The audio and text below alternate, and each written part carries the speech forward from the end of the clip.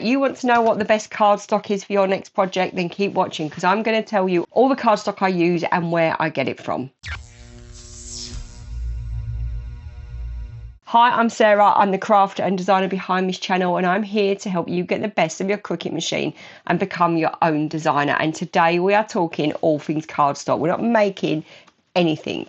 But what I get asked a lot is what cardstock I use, and I use a variety of cardstocks of all different budgets. I thought it might be a useful idea to go through all of the different brands I use so that you can see where I spend more, where I save, because I don't just go for full on expensive cardstock for everything. I like to save money where I can. But I have one rule with my cardstock, is that I like it to be solid core, because solid core means, if you look at my cake topper, that all the way through you see the colour. There's no white inside, and I find that really off-putting. I really don't like it in a project. Some people don't mind, I don't like it, so that's your choice. But yeah, look for solid core. Then you've got all your different weights and measurements. So I'm going to tell you what weight most of my cardstocks are, and that might help you when you're ordering where you can save money and where you should spend more. But the main thing I do with all of my projects is, I'm going to just show you a few, is that I use a variety of textures. So I've got on the top here,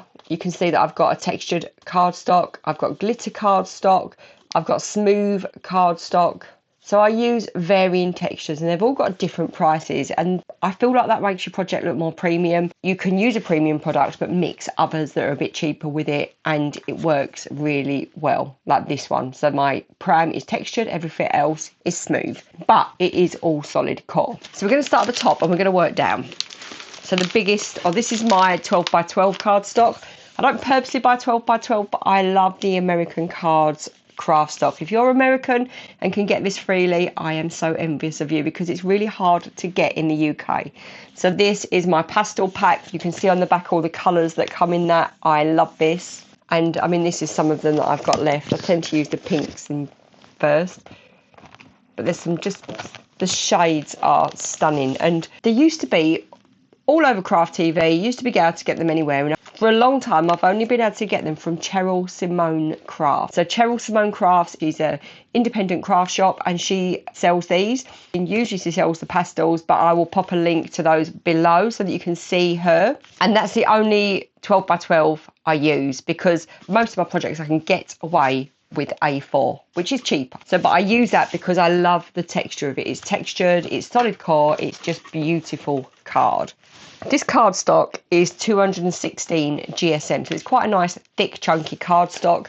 I cut that on heavy cardstock on a more setting, and I use a green cutting mat with my brayer so that it sticks well but cuts well. These ones are about 180 GSM, and these are buying colour packs from Amazon. I use so much pink. If you follow me, you know that most things I make are pink. I do try to get in other colours, but yeah, I love pinks and yellows. So I buy colour packs of cardstock, and these are from Amazon. I'll pop the links for these below. Again, they're solid core.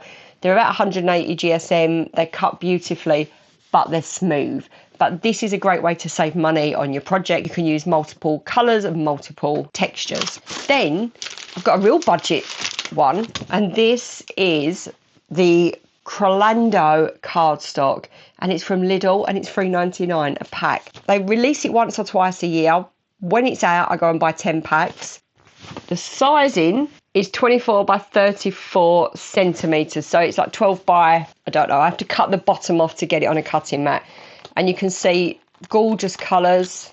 That's the colourway it comes in at the bottom. And these are like a texture. They're 270 GSM. They do a paper and a card. But if I can just show you one. And they're just like a smooth but rough, if that makes sense. It's a great cardstock for a basis for project. And they are so popular that when they come out, people go and buy loads of them. But people also sell them on eBay. So don't buy it on eBay, because people are selling them for £10. Wait till it's in Lidl and go and buy it there. Then next is my glitter cardstock. So if you follow me, you know I use loads of glitter. I use it on most projects. So these are two staples that I use a lot, and it's the Dovecraft glitter pad.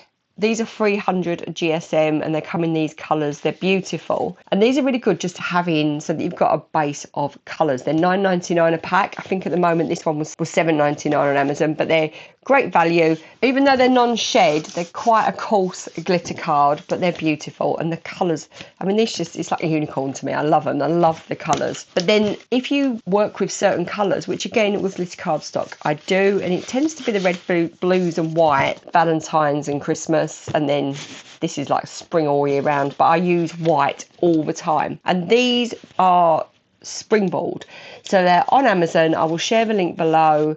They're $5.99 for 10 sheets. So I don't bulk buy, I just buy stuff as and when I need it. And you can also buy a multi-coloured pack, so that if you want a multicoloured pack and you're not committed to using one colour, which I commit to using white on most things, then you can buy it in the multicoloured pack, and you've got a pack in 10 for $5.99. They're non-shed, so they're beautiful. These are a lot finer and they're not double-sided. Avoid double-sided glitter cardstock because it ruins your mat. So double-sided and glitter cardstock with sheds just gets all over your mat and it takes the stickiness out, so avoid those.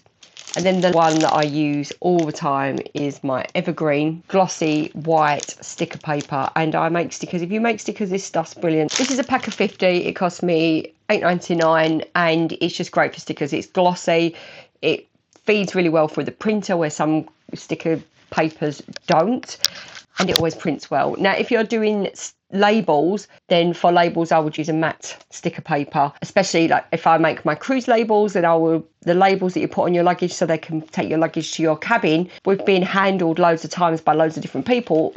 Glossy is never a good idea because it rubs off a bit, but I would use matte for that. Anything else, for any stickers I want them to be really pretty and glossy, I would use those. And then the last cardstock I use is my printable cardstock, and I make so many printable projects and cake toppers because I design my own printable alphabets. I'll drop the link below. This is my cute zebra alphabet. I've got a full jungle set, and so I use a lot of cardstock. And I use the Hawksbill 160 GSM cardstock. This is printable cardstock.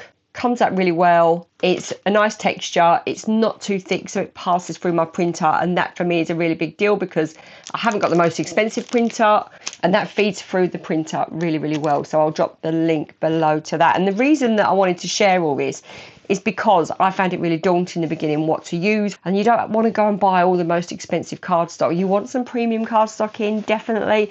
You want the colours you want, and for me it's all about the colours, but using a variety of different textures really, really works and can save you so much money on your projects. Just avoid anything that's not solid core because I just don't think the quality is there on those.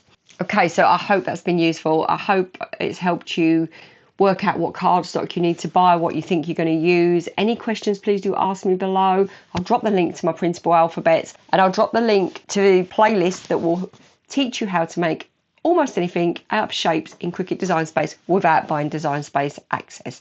So thank you so much for listening.